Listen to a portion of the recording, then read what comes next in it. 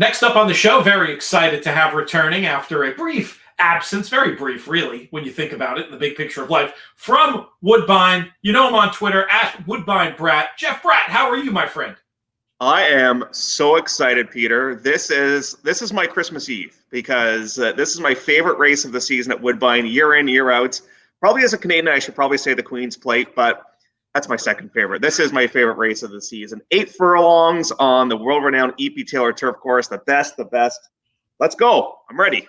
I love your enthusiasm, and I think you already answered my first question as to why it's your favorite. Tell me give me a random memory that pops in your head of Woodbine Miles past. It as in its current incarnation, it's not that old. So no, I know. Yeah. Edition number 24 coming up. Yeah, I mean, you look at the names that have won this race. Trainer-wise, Drysdale, Frankel, Mark Cassie's looking to become to join those gentlemen to become the third different trainer to win it on 3 occasions. Look at the horse that have won it, Wise Dan, Tepin. Look at the fact it's been a major stepping stone towards the Breeders' Cup. You get the best of the best. I mean, obviously this year with COVID, it's different. No European horses this season, no American riders as well. But I'll tell you what, kudos to the race office here at Woodbine. You've got a mixed bag. You've got a mare taking on the boys in this spot. You've got a 3-year-old taking older rivals. Got a Preakness winner. I mean, when does a Preakness winner ever come to the Woodbine Mile? We've got that coming up in this race as well. There's so many great storylines, and I believe they might create a nice wagering opportunity. You talked about Mark Cassie and his quest to join that short list of three-peaters in the Woodbine Mile, and he's got 3 chances to go for the three-peat here. 2 of them going to be more fancied in the market than the other. But let's start with the general question of how does he have this race locked up, or do you think one of those storyline horses or one of the outsiders might be able to get into the mix here? I don't think he's got it locked up. I don't think so, because I think that this race has come up. It's pretty tough. I mean, Starship Jubilee, she finally gets to run on her home course. That's a big time plus, although against the boys, so a tough race. And she comes up a very difficult race last time out in Diana. You've got value proposition. If he just can avoid laying in his races, he's got a shot to win for Commissioner Chad Brown in here. And we're going to find out the answer to all our questions in regards to Cheryl Spites coming up on the weekend. This is the acid test, and we're going to get some answers coming up. What's your guess? I've been a huge Cheryl Spite fan. I've talked about him. Been on air for his for both of the races so far. We obviously followed the Kentucky Derby adventure very closely. There is like at least a little bit of irony to me in ultimately scratching from the Kentucky Derby and finding a spot that in its own way is just as difficult and ambitious here. What do you think we're going to see from him? No, I agree with that, but I think it's actually a blessing in disguise that the horse didn't go to the Derby, because I think it's just easier with a young horse like this to stay home. I know it's a grade 1 race. I know that. And it is definitely a big move up in class. I think he's going to run well. But this is a tough chore in start number 3. I'm picking against him. But if he wins, I'll be one of the happiest people around, because I've like you, I've jumped on his bandwagon pretty early. I'm very curious to see how the betting public approaches him too. You know, I think he's a big number on the line, but with all the hype with him, do we get that big number come post time? That's the question mark. But you know, he's obviously bred for both surfaces. He can hail Tapeta and on the turf, but he's really good on the turf. I mean, his maiden win was arguably one of the most impressive maiden wins that we've ever seen here at Woodbine. But you're going from the grade 3 Marine, and you're beating horses like Lucky Curlin and Dotted Line. Now you got to beat horses like War of Will and March the Arch. I mean, it's a tough assignment, but we're going to get some answers to those questions today, or coming up tomorrow, I should say.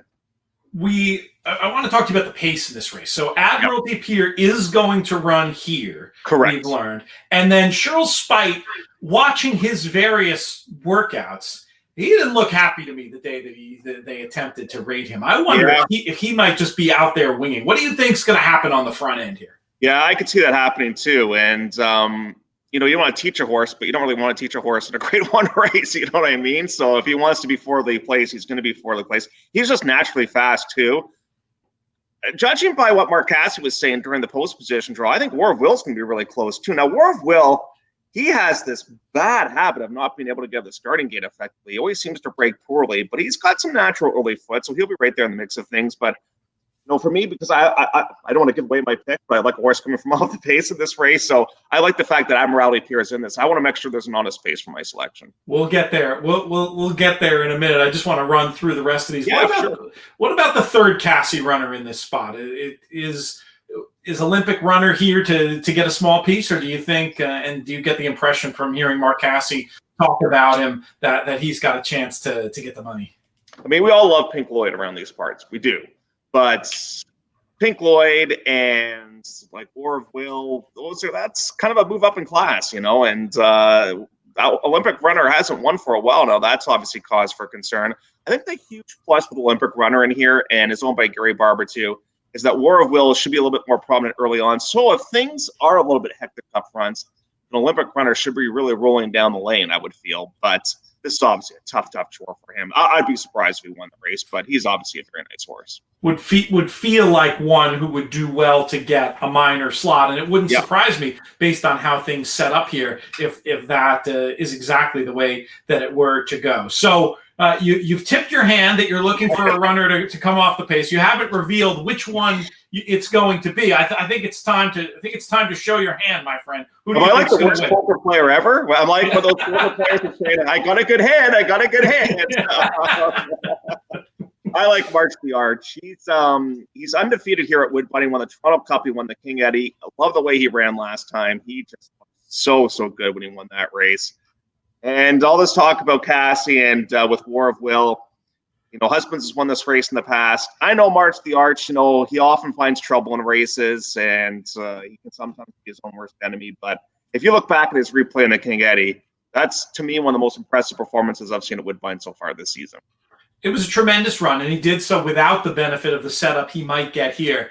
At the end of the day, I can't see past War of Will because I keep seeing the trip he's going to get in my head. And you're right about the breaks and how that could change everything if he goes left into value proposition and compromises both of their chances. But I think he's going to get the forward trip that he likes. And I think I feel like it only is going to help him at the end of the day to have Admiralty Pier in here, especially if they let Charles Spite roll. I could see him being within 2 lengths and just getting a better trip than March of the Arch, even though March of the Arch obviously fits completely on the numbers. And then it just comes down to, for me, the secondary thing other than the trip, I imagine, is just that potentially that subtle class difference between March of the Arch, I think, is extremely good, but unproven at the grade 1 level versus War, who did win the legit grade 1 last time, and of course has that Preakness on the resume. But I think no matter which one of these horses you decide you like, there's going to be a good price because there's going to be a lot of storyline money between the 3-year-old angle on Cheryl Spite, Starship Jubilee, obviously incredibly impressive resume, has the win over Sister Charlie, but for me has questions to answer at this level. And then a runner like Value Proposition, who certainly can win, but is going to have to catch a lot of money because of if only because of the Chad Brown factor. So I think both of our horses might offer some value. I think you could potentially play both of them in your horizontal bets. Do you have a thought on Wagering Strategy and how you might want to approach this race on Saturday? I've gone 4 deep on my pick 4 on this race. I'm going to use March the Arch. I'm going to use Cheryl Spite, Starship Jubilee, and War of Will. I've left out Value Proposition. That might be a massive mistake on my part. I realize that. I just don't like the lane intensities like that. He tends to be his own worst enemy in races. And if he ran well in the poker, and he might have as much upside as anybody else does in this race. But I'm going to go 4 deep to start off the sequence in here. That's all you can ask for. It's a highly competitive race, and we've got that. Who do you think, if there is a wild card horse in this race that could strike at a bit of a price, do you think, I don't even think Cheryl Spite winning the race would be a huge upset. Do you think that Starship Jubilee, do you think she's kind of the long shot in this race? Because I'm very curious to see how the betting public approaches this event. It's such a great question. I talked with Ernie Perry about it when we did our full card analysis. I think he had a tough time making the line, trying to figure out where the money's going to go. Starship Jubilee, to me, would become interesting at around double-digit odds. I don't think she can get that high just because there's just going to be so much attention on the big win-2 back and just the incredible class that she's shown in her career. I mean, 18 for 37. There's so much here that I feel like she's bound to be a bit over bet. I think you're probably right that Cheryl Spite is likely we won't get that 8-1 because of all the storyline stuff. I think it's a weird situation where the value plays might end up being with our favorites that we talked about, War of Will and March to the Arch. The ones at the longer end of the odds spectrum, unless something very unexpected happens in the betting, I think are going to be closer to the right prices. Whereas War of Will, if it was just a normal race on a Tuesday without the storylines, I think War of Will and March to the Arch would be a lot shorter than they're going to be in this spot. So I'm okay in my horizontals pinning my colors to their mast, and I'll press up War of Will a little bit in here. But could you get 5-2? Could you get 3-1 come post time this horse, do you think? There is 5-2 available in the UK on War of Will, and I've alerted some friends over there that I think that's an overlay. I think this horse, to me, is is closer to a 3-2 shot, the way I see this race, than a 5-2 shot. So it's hard to know what's going to happen in terms of the tote market and what the prices will be. But I wouldn't rule it out. I think it's more likely that it'll be a true 2-1 than to get that 5-2 here. But that's good enough for me to press things up a little bit. And then, you know how it is in these markets.